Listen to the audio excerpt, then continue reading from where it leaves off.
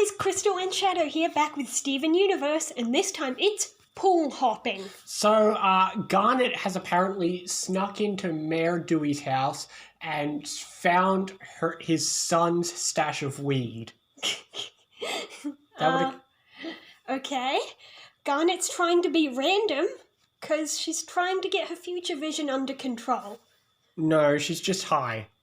Okay, well, at least they rescued kittens. Yes, it was adorable. Garnet said we need to adopt something cute and vulnerable. She apparently forgot there's a peridot living in their house now. Not as cute. You're allowed to be wrong sometimes. Okay, but we all know it was Ruby choosing to take it because it has one blue eye. It's got one blue eye. I was thinking that too. Poor baby. I was trying to look at the other kittens to see if they match up to the other rubies. They don't. It would have been cool if I could find them. Oh yeah, there was 5 kittens, but nah. Well, now we know which ruby is their favourite, which would be weird because they're already a ruby. Never mind. It's got one blue eye. Ruby chose the kitten because it reminds her of Sapphire. I was going to say it reminded her of the ruby with one eye. Meh. Whatever, we had cats, we had Onion. Briefly, yes. Hang on, Garnet, you're stupid. If you want to find out what life is what life's like when you're unpredictable, why don't you just stalk Onion for an episode? There you go. Unpredictability for a lifetime. Well, for a moment, she forgot that Onion wasn't in space because she was thinking of a different timeline.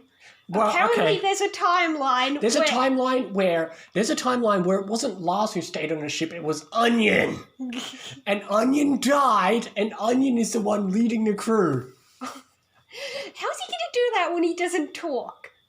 That's the best part. Maybe turning pink gave him the power to talk. No, that'd ruin the show. Okay. But Pad Parachi can translate for Onion.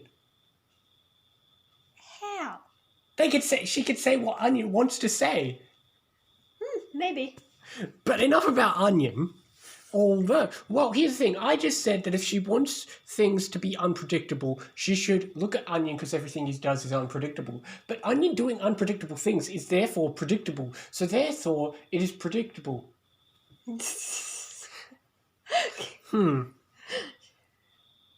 Well, at least we got to have it. Okay. This was definitely an episode I didn't expect. I mean, when Onion threw a car at her, she didn't seem to see it coming. But then again, that was season 1, and that was, I think, before we knew she had future vision. Doesn't mean she hid future vision. That's true. There was a lot of foreshadowing. Like in the arcade episode. Yeah. She was using future vision to predict the patterns of the arcade game slightly ahead of time. Yeah, that was actually the episode we first saw her third eye. It's ironic, though. So, yeah. Anyway, enough about Garnet being stoned and cute kittens and possible timelines where Onion is the best character. Oh, wait, that is already the best timeline. But he'd be even better if he were in space. True. We wanted to spin off with Lars, but if it was Onion, that's like taking the best thing in the world and putting it with the best thing in the world. Yeah. But what else is there? We found a Garnet-based episode, which is mostly about humour. That was not expected. It was also not expected because when you said it to filler, my first thought is to go to non-gem episodes. Yeah, well, gems can be involved in filler as well. Although we did get to see a lot of other people have a quick cameo. Well, we had to give everyone pizza, even the seagulls.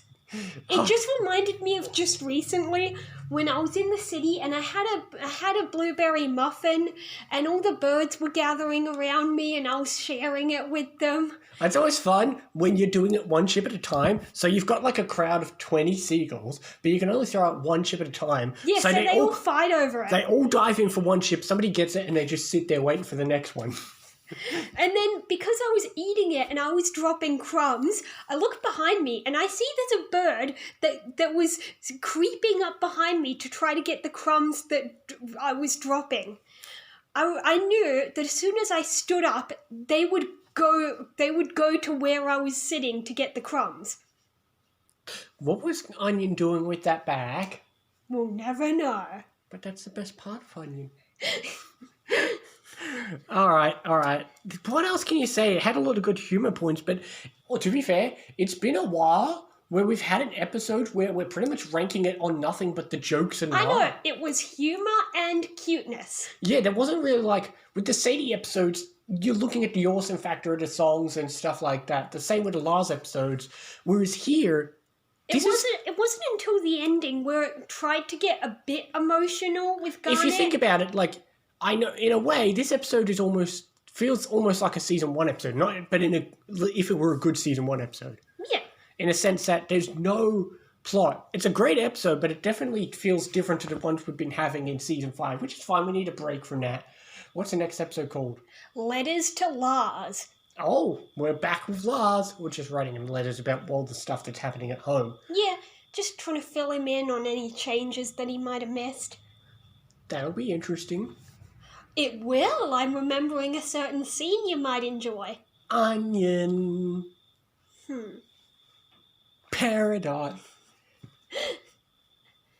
To be fair, Lars and Sadie have skyrocketed, so I can't just be naming characters I like. I'm running out of characters I don't like. Gosh, we've came far. All the I know. I've gotten you so into this show that you like every character. Now hold on. Except Ronaldo and Dewey. And, when's the last time you heard the Chip Man speak? Not Brick, but their father. Yeah, the father, he's okay. He's not that bad, though. He's not good, but he's not bad. And we have the rest of the pizza family. Like, we've been having the main pizza girl because of the Sadie stuff, but we haven't had, like, any of the others. Oh, we do have the grandmother for the Dewey episode. Yeah, she's the man now. We saw her briefly in this one. Yeah.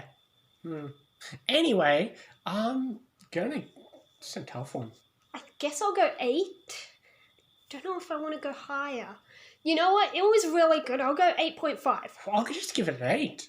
I'll stick with 8.5. Holy crap, it's one of the rare times where I'm ranking lower than you. I mean, it had a lot of humour, and kittens are adorable. What more can you want? It's a fair point. Anyway. I say what more can you want, but then again, I didn't give it a perfect score, so I don't know. Well, if all those kittens were onions and paradots. They were kittens. To be fair, we've kept the kitten. Yes, we kept one kitten. I just love how, and as I've spoiled for you, in future we get a little time skip, and we get to see the kitty has grown up a bit. Ooh, well, next. I love that moment at the end where the cat is sleeping on top of Lion. They're kitty friends. Well, it's a good thing she can't activate Lion because she'd accidentally fall in. Well, yes, speaking of... She's a girl cat, but her name is Steven. Speaking of falling into Lion's mane, we will see you next time for Letters to the Larsinator. See you next time. See you next time, guys.